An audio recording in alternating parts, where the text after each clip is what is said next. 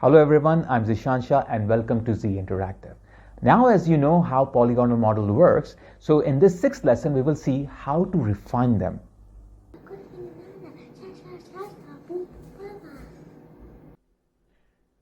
So now we have already learned how to model from references using polygonal modeling. Now we'll see how to refine our polygonal models. And whatever meshes we have here, if you want to model these meshes or refine these meshes, we can go to these options here, mesh, edit mesh, mesh tools, mesh display. However, we do have a shortcut option which is on the right side, and it's right over here, and it's called the modeling toolkit. So all the shortcuts are given in the modeling toolkit. For example, if I want to move to vertices, I can simply click over here. Instead of right clicking then going to the vertex here, I can simply go here, click on the vertices. I will be in the vertices mode. I can go in the edges mode, I can be in the edges mode, or I can go in the faces mode or the UV mode. We will learn about the UV mode soon. So if you want to go back to the the object mode, you can just click over here and you can go back in the object mode. But if you want to work on these three things all together, you can go to multi-component. So you can work on the vertices, edge, and faces at the same time. So let me keep it here. Now if you want to select the vertices, you are in the right now pick marquee tool, so you can just click pick marquee just like this, or like you can drag a marquee around it, or you can pick one by one with the shift key, or just single one by clicking over it. Other than that, you have an option which is drag. So if you click on the drag, so what you can do, you can just drag around your screen just with your mouse, and you can select whatever you want. And if I'm in the faces, I can just drag around the faces, and whatever the faces I will drag around my mouse, it will be selected. So there is one more way to do that. Okay, so if you want to highlight the back faces, and if you want to highlight the front faces, that you can also do. Then you can also turn on the symmetry directly from here, X, Y, Z, just like what we did in the last class. And you can work on the soft selection also. You can turn on the soft selection, or turn on it off, just like what we did in the last class, quickly from here. Then we have the other tools which we have worked on in the last classes as well, like combine you can do directly from here. So separate you can do smooth, boolean, extrude, bevel, add division, bridge, and so all these multi-cut we have, target where we have. So we have different kind of shortcuts over here. So it quite makes it handy if you are working with the modeling toolkit. It's quite easier. It makes your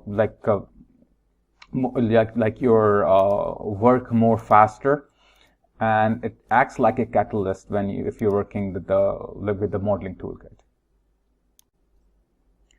Now, if you remember in the last class, we have worked on our model, on our mesh, and we converted our mesh into a smooth mesh. So what we did was just suppose if I will select this part, okay, and then we went to the mesh and we selected the mesh, the smooth option over here. So if I will click here in the settings, so if you remember, we kept the subdivision level 2, and then we pressed smooth button, okay, and became smooth.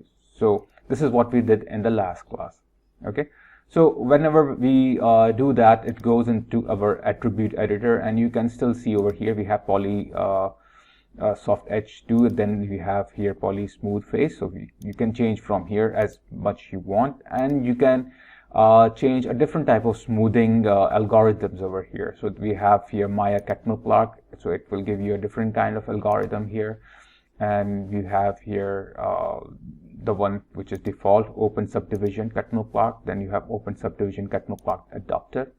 So we will keep it to the default one, and you can reduce or you can increase, okay, but don't increase it a lot, because if you will go beyond 2 and your computer is not that fast, or it is like a normal machine, so it won't be able to handle it and it will crash. So 1 is enough for this case. Even if I will do 0, 0 looks pretty good too.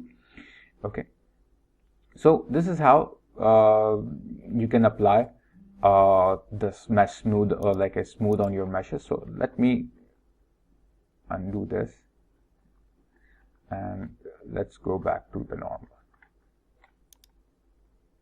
Okay, so now I'm back to the more normal mode over here. Okay,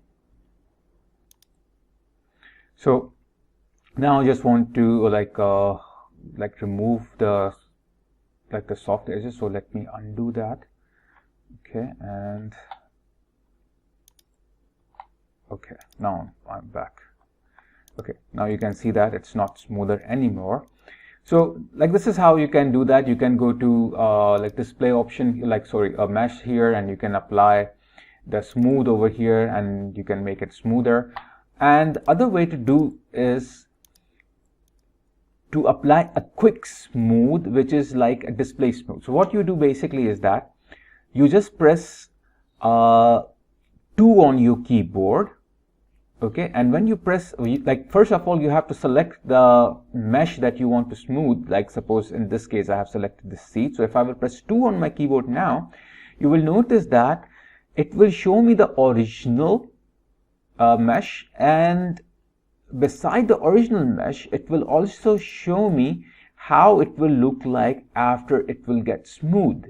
Okay, so this is a very quick way to do that, and it will keep your object a little bit, it will keep it smoother, and at the same time it will be not too heavy for your machine. So your machine will be easily, it will be able to handle this subdivision very easily. Okay, so if I press 3 on my keyboard, you can see the complete mesh smooth instead of the cage. Okay, and if I will press 1 again, so I will go back to my normal. So this is a very quick way to just see how your mesh will look like after smoothing. So 2 will show you with the cage, with the original, and 3 will show you the complete like result, and 1 will move you back. Now if I will press 3 again, just I want to show you something here. If you will see, every face becomes smooth, especially if you will see the corner, it becomes smooth, and this is called corner clipping. So the corner clipping, what happens is that if it is sharp just like this, okay, it is divided into a smooth curve, and then it will become a smooth like a corner. So this is called the corner clipping basically. So mesh smooth is like like if you want to convert your mesh into smooth like smoother object. So so this is the best way to do that. So to have a good nice smooth like corners basically. So now, as you know, I have applied smooth on it, so you cannot see over here smooth attribute, just like what we had in like last time. So in the history we don't have the mesh smooth here now, or like the smooth over here if you press 3 or 2 on our keyboard, because it doesn't show over here. Where it usually goes is that if you are in the chair cushion shape, whatever shape it is, the name, because I have given the name chair cushion shape. So if I will see here, I have smooth mesh. So inside the smooth mesh, I have this preview subdivision. Here I can change it, okay, and I can turn it on or off, or I can use preview level for the rendering also, or not for the rendering, because if you don't want to use this for rendering, you can turn it off, or it's up to you. So here you can control that. So there is a lot of things in the history. In the last class we studied how to remove the things from the history. It's basically you just have to go to edit, like delete by type history. So all these unnecessary history will be removed, but you will not be able to change those later on. So make sure when you finalize your object, your mesh, then you delete the history. Otherwise you will not be able to edit it later on. Now let's do one thing. Let's select the whole thing over here. And let's see how the smooth preview works on, the mesh smooth preview works on. Let me select everything and I will press 3 on my keyboard. Already this seat has that option on it, so there is no changes. So the changes you will only see over here, here. Let me deselect everything. So quite looks nice. Okay, this looks good, this looks good, seats looks good. But if I move down, just notice what happens to this area of the legs and the legs frame of my sofa. It doesn't look like the way I want it. It's kind of broken and it doesn't look right in a way. Okay, so let's see why this has happened. So let me select all this from the top, okay, and Control H to hide it. Okay, now first of all, let me press 2 on my keyboard so I can see the cage. Okay, now the reason why it didn't got smooth the way I wanted, because if you notice that the original one, as we see here, it have only one edge, like 4 edge loops, one here, one here, one here, one here on the corner. There is no edge loop in the middle and there is no edge loop supporting here. If you remember in the last class when we were making the mug, in the end of that session I told you, like, if you don't want things organic, you have to add edge loop. So when we added the edge loop around that handle, so it become less organic. So that's the same thing over here. If you will add more edges over here, edge loop over here next to these corner or somewhere here, so it will become the way we want it. Okay, so let's go back to number 2. Okay, and right click edge. So you can see I can select the edge over here. So let's do one thing. Let's go to the mesh mode, the mode of, so let's go to edit, mesh tools, and then we will take from here insert edge loop. So I can add anywhere I want, but I don't want to add anywhere. I want it somewhere in the middle of these, my frame. So if I will go here and add one here, as soon as I will add, you will see it will start becoming the way we want it. Okay, it start becoming from a circular mesh into a frame like mesh. Okay, now if I will add here in the middle, okay, again it's kind of becoming the way we want it. It's taking the shape of a perfect frame. Here it's taking the shape of a perfect frame as well. And let's do one here. Okay, now perfect on these sides, but here still we don't have, a perfect support here. So what we can do is that we can go to this part a little bit and add one here, very close to this edge, and one over here, very closer. As closer you will make it, as tighter you will make it, you will have a good, sharp that corner. Okay, like not sharp like enough, like a knife cut sharp, like a half sharp, half organic. Same thing I can do here. Or what I can do is that I can offset this like this, like edge loop. So it will become more easier. Instead of making 2, I can offset them. So I can go to mesh tools, okay, and I will take the offset edge loop. Now the edge loop that I want to offset, I will first select, let me zoom in. So this is the one that I want to offset. So I will just click here and you will notice that 2 edge loops are going to be made now. They are starting to take its position. So I want them to be very closer to the original edge loop, somewhere here. Now you can see that it's kind of for now looks fine. Okay. Now one more way to do that is to add like to use a tool which is called a Crease Tool. So with the help of the Crease Tool, you can do the same thing.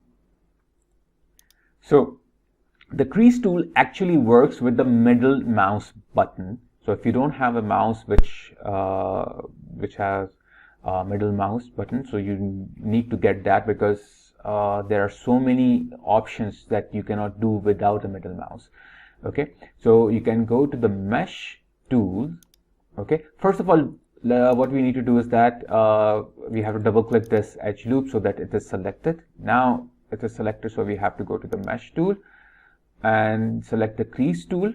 Then with the help of the middle mouse button, I will press and drag up or left or right or up or down. So I think left or right for me is fine because I don't have a space for up and down.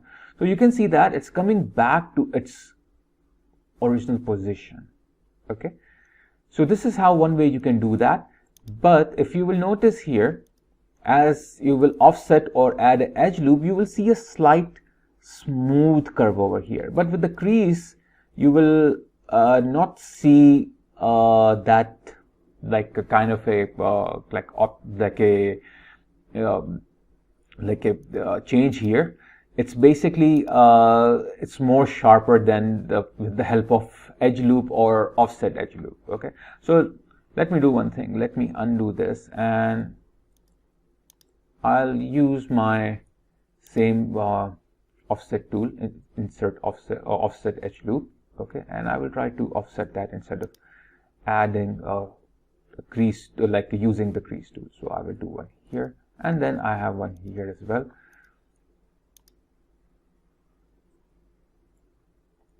Okay, so now this looks perfectly fine. One more thing you can do is that, if like, you can right click object mode, so you can go outside of this, and now I can press 3 on my keyboard, and so I can only see the original one. I can turn off the okay, so now I can only I just pressed 3 on my keyboard, so because I didn't want to see the cage. Okay, so you can do the same thing on the top of these handles. Like suppose if I will hide this one, Control H, hide that. I will do just one, and then later on you can you can do on the other. So if I will press here 2 on my keyboard, so I can see the whole thing the same way. Right click here, go to the edges. Okay, so if I will double click on this edge, so it will select the whole edge loop here, and then I can do the offset as well here, like Mesh tool in offset edge loop, and oops, and you can see that a little bit closer, a little bit tighter here. So if I will apply here, so you can see that it is now much better than before.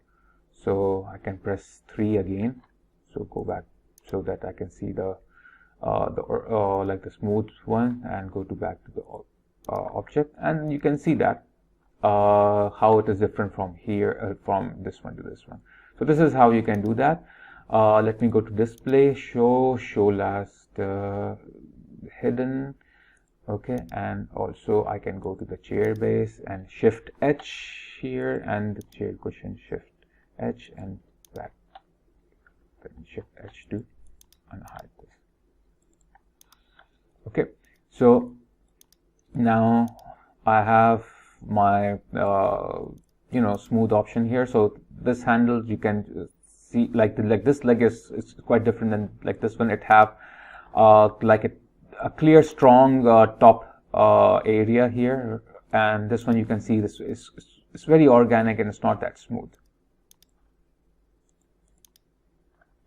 So if you remember in the last part, I tried to make this the back of the back head of the sofa a little bit puffy. One other way to do that is to apply a edge flow. Now let's see what is an edge flow. Let me select all of this, and I will hide this. Control H. Okay, and let me make a torus over here. Okay, now I can go to polytorus here, and what I need is that I don't need a lot of subdivision axis here, so somewhere like something like this one. Okay, now I will right click and I will go to the edge mode here, and here is my basically torus. Okay, so I can go to the modeling toolkit. I can click on the edge loop here, just so that we can have a look on the modeling toolkit also, so we can work on the modeling toolkit too. So I will double click on this edge so I can get the whole edge loop over here. Now we'll see what is the edge flow basically. Now edge flow is what? It is something that creates that converts your edge loop into a flow, like it makes it look like puffy. Okay, for example, I will select this one. This is already puffy. You can see that it's kind of making a round around it like this. Okay, so if I will go here in my mesh tool here. Okay, so let's let me find where is the edge flow. Okay, so I think edge flow is in the edit mesh. Yes, in the edit mesh we have here edit edge flow. So if you will go to the edge flow here, you can go to the setting. Okay, so you don't have a lot of settings here, so we have just adjust edge flow. So we can click on the edit, and when you press on the edit, we have this adjust edge flow. So just notice if I will turn into 0, so you can see that it becomes flat because that puffiness is now 0. That puffiness is gone. So if I will increase it, you can see that the puffiness is kind of coming back.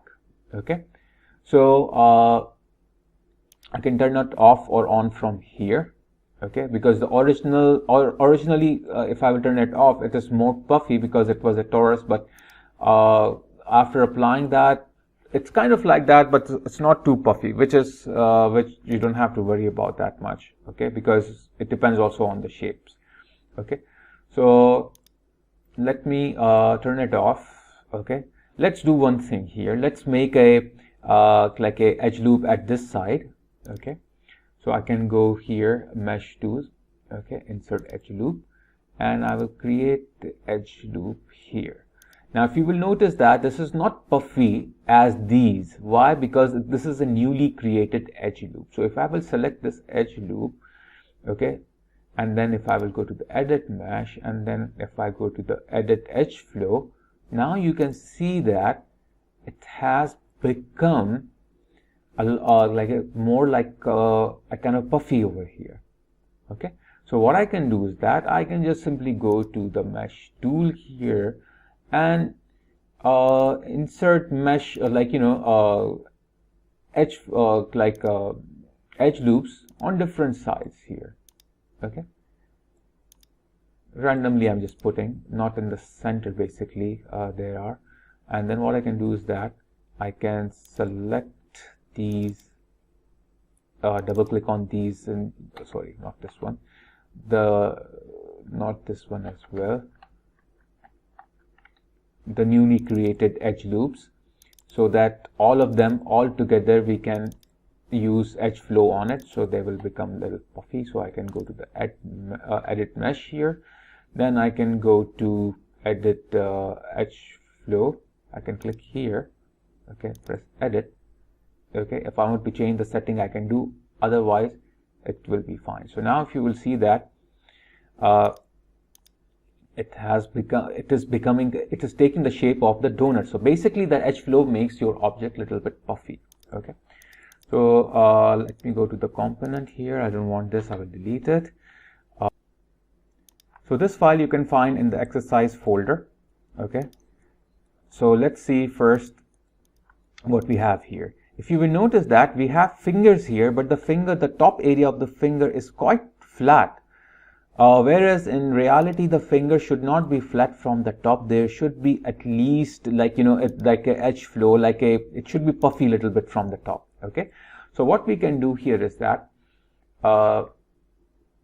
we can go to basically our edge mode here, and let's add a edge loop right here. Okay, in between. Now I have added the edge loop here. It's already selected. Now you can see that it's going all over here at the back. So if I will apply the edge flow to make it puffy, so it will not be only on the finger, it will be also over here. But I think in this case it will be fine. Otherwise you can deselect whatever you don't want to apply the edge flow on it. Okay, usually edge flow works on a highly flat area.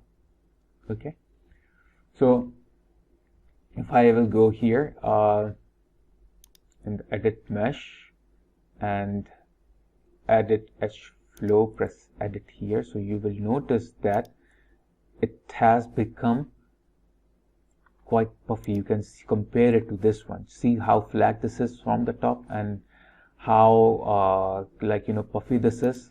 Okay, so it has become puffy from this side as well, but it's not too it's not showing that much because this area was not that flat. Okay, so but if you don't want some part to get edge flow you know, applied on it, so you can deselect those parts before applying the edge flow. Okay, so this is how you can make things like smoother, by adding edge flow on it to make a little bit volume in it, so you will get some kind of a puffy volume in it. Okay, so this is how the edge flow works. So I hope you have learned more about the polygonal modeling in this class. Okay, so please subscribe to my channel, click on the bell icon, share my my channel to different other people, visit my websites. There will be a couple of other stuffs coming up, some bonuses videos will be coming up, videos related to other applications I will be also posting soon.